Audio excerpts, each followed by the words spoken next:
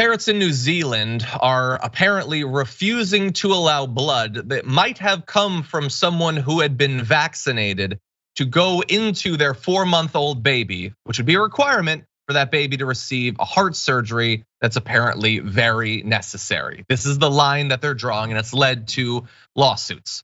They're refusing to allow their 4-month-old baby to be given heart surgery if the blood was from a donor who was vaccinated against COVID-19. The issue is that there is a lot of ambiguity around that, and that is not okay for them.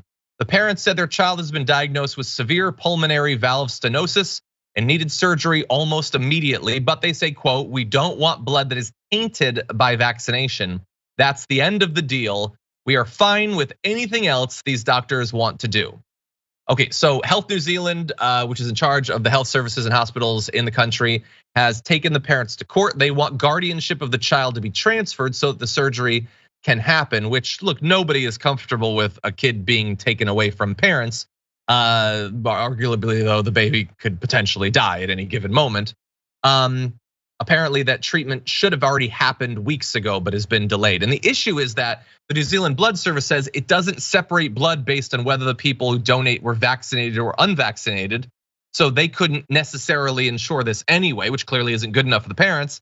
And there's no reason to believe that blood from vaccinated people poses any sort of health risk. But good luck convincing anyone of that in 2022.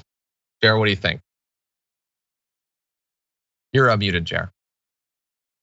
Fun times. We talked earlier about how Marjorie Taylor Greene, Ted Cruz are still pushing this whole narratives and misinformation around COVID to keep people stuck with stuff like this. But as you point out here, this is a hard case because I also don't believe we should be taking the kid from these parents because they're ridiculous, because they're indoctrinated, because they have no idea what they're talking about.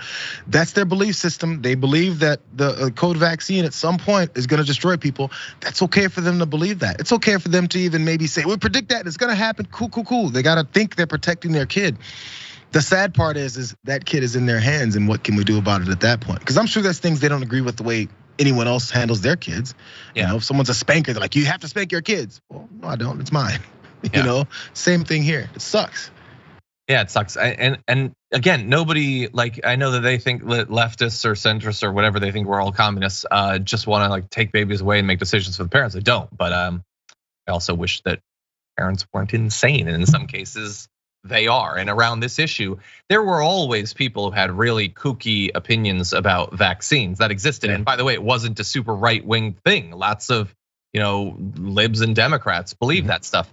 But now it has just become much, much bigger because of right-wing grifters trying to convince people that vaccines will kill them. There's stuff about this case that I don't understand. I know people are saying, why don't they just donate the blood to their baby? Well, it's conceivable that maybe they don't share a blood type, although I would assume that at least one parent would. But again, I'm not a scientist or a doctor.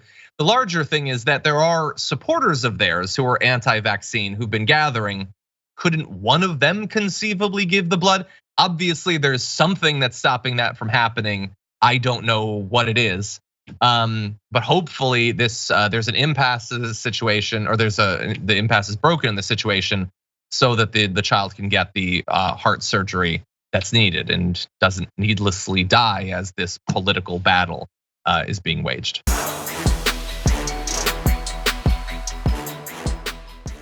Check out the Damage Report podcast each day, wherever you get your podcasts, whether Pocket Casts or Stitcher or iTunes. You can join me as I give you the news and stories you want, with a range of co-hosts and interview guests jumping in on the fun each day. Again, that's the Damage Report, wherever you get your podcasts. And if you get them at iTunes, don't forget to rate and review. Sometimes I'll read them live on the show.